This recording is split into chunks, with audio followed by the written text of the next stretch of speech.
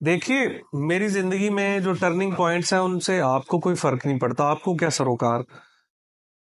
इसी तरह मुझे बहुत से लोगों की जिंदगी में टर्निंग पॉइंट्स, उनकी लाइफ के उतार चढ़ाव से मुझे क्या लेना देना, लेकिन फिर भी बहुत सी चीजें बताने के लिए होती हैं ताकि उस फील्ड से मुतल्लिका लोग सीख सकें।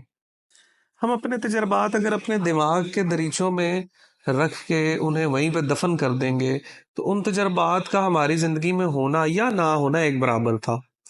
वो जो भी कोई वाकयात आते हैं जिंदगी में, वो ना भी होते तो कोई फर्क नहीं पड़ता था। मेरी जिंदगी में बहुत से उतार चढ़ाव गुजरे हैं, जो सारी बातें मैंने आप लोगों से शेयर करनी है। मैं एक अखबार में कार्टूनिस्ट था। पहला टर्निंग पॉइंट मैं आपको यहाँ पे बतलाता चलूं, जो फर्स्ट टर्निंग पॉइंट था मेरी लाइफ का, वो क्या था। ये काफी पुरानी बात है, तब मोबाइल फोन्स इतने आम नहीं थे, पीसीओ हुआ करते थे। जगह जगह पे पब्लिक कॉल ऑफिसेज बने हुए थे, पीसीओ।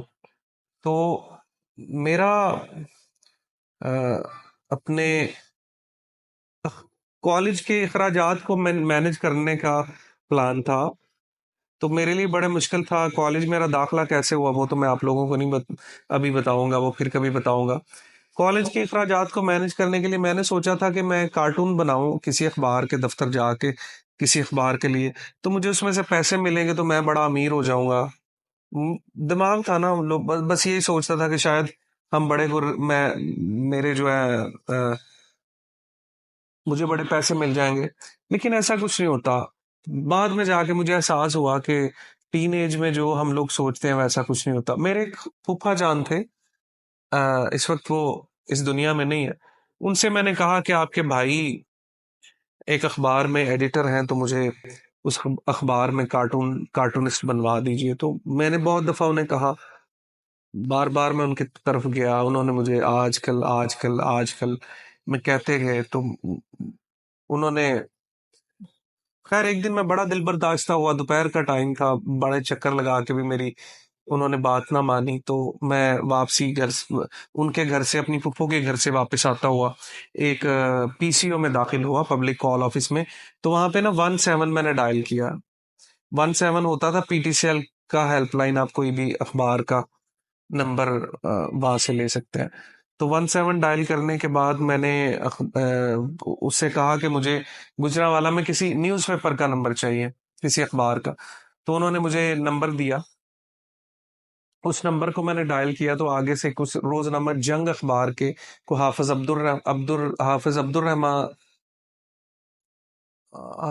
रहमान जिया, क्या नाम था, I don't remember the name, यानी दिमाग देखे इतना। हाफिज खलीलुर रहमान जिया, सॉरी। हाफिज खलीलुर रहमान जिया साहब ने आगे से कॉल उठाई और उन्होंने कहा, बेटा आप आ जाओ मेरे पास। दोपहर का टाइम था, सपहर का। मैंने साइकिल पे बैठा, मेरे साथ मेरा एक दोस्त था, समीर बट। मैं मुझसे छोटा था 5-6 साल उम्र में। वो मुझे रास्ते में बड़ा पुशअप किया करता था, आदिल भाई आपकी 30,000 तनख्वाह होगी, 2 लाख तनख्वाह होगी। वो मुझे बड़ा पुशअप करता था, तो मैं बड़ा खुश होता था कि यार अगर इसमें से 10% भी मिल जाए तो मेरी तो वारे न्यारे हो जाए। हाफिज अब्दुल रहमान जिया साहब के पास गया, उन्होंने मुझे कहा कि बेटा हम तो यहाँ पे ब्यूरो ऑफिस है, तो आप एक रोजनामा समाज है, आप वहां चले जाए। तो रोजनामा समाज के ऑफिस में मैं चला गया। वहां पे एक बुजुर्ग थे, मलिक मोहम्मद अकरम, जो कि वहाँ के चीफ एडिटर थे और डॉन न्यूज के ब्यूरो चीफ थे गुजरांवाला में, और पीटीवी के नुमाइंदा भी वही थे गुजरांवाला में। उन्होंने मुझे कहा कि कार्टून बनाओ, मैंने कार्टून बनाया। वहाँ पे और भी जर्नलिस्ट बैठे हुए थे। तो खैर मेरी जो सिलेक्शन हो गई। अब उन्होंने कहा, बेटा ठीक है, तुम हमारे लिए कार्टून बनाया करो। वहां सिलेक्शन हो गई मुझे। उन्होंने कहा चंद दिन बाद आके तुम्हें अतवार वाले दिन बताएंगे कितने पैसे हम देंगे। खैर मेरा हाल मंगल बुध का दिन था, इतवार का उन्होंने मुझे टाइम दिया, तब तक मुझे डेली जाना पड़ना था। उस अखबार के दफ्तर का मेरे घर से तकरीबन 3 किलोमीटर फासला था, जिसको मैं साइकिल पे तय करता था। तो मैंने कार्टून्स बनाना शुरू कर दिया। अगले दिन जब कार्टून मेरा पब्लिश हुआ तो मैंने सुबह सुबह, तब लोग अखबारात का मुताला किया करते थे, तो मैंने सुबह सुबह उठ के अखबार खरीदा और उस अखबार की बहुत सी कॉपीज खरीदनी, जितने मेरे पास पैसे थे वो बहुत सी कॉपीज खरीद के मैंने बांटी अपने इलाके में।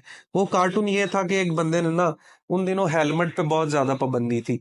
वो कार्टून यूं था कि एक बंदा मोटरसाइकिल चला रहा है और हेलमेट की बजाय ना उसने बाल्टी सर पे रखी हुई है और ऊपर लिखा हुआ है हेलमेट की शदीद पाबंदी गुजरांवाला में। तो वो कार्टून था, तो मैंने हमारे इलाके में एक जनरल स्टोर था, वहां उस जनरल स्टोर वाले को मैंने वो दिखाई और सब लोगों को मैंने दिखाया और मैंने बहुत बांटा। मैं इतना एक्साइटेड था कि मेरी जिंदगी का सबसे ज्यादा खूबसूरत दिन वो था। मुझे ये महसूस हो रहा था कि मैं इस पाकिस्तान का सबसे ज्यादा मशहूर आदमी बन गया। आज एक लोकल अखबार जिसकी उस वक्त सर्कुलेशन को 500-600 होगी मैक्सिमम, मेरी वो दिन बहुत बड़ा दिन था मेरे लिए। ना तो मेरी और हाँ, उस कार्टून के नीचे एक छोटा सा इश्तहार लगा हुआ था कि हाफिज आदिल महमूद को बतौर कार्टूनिस्ट रोजनामा समाज में तकर्रुरी का एक इश्तहार था। वो मैंने काटा, मैंने कार्टून काटा, मैंने एक स्क्रैप बुक ली, स्क्रैप बुक के ऊपर उसे छाप दिया। और ये जो दिन था ये मेरे लिए मेरी लाइफ का टर्निंग पॉइंट था जिसने मेरी लाइफ को बदला। पहला मेरी लाइफ का जो टर्निंग पॉइंट था वो ये था।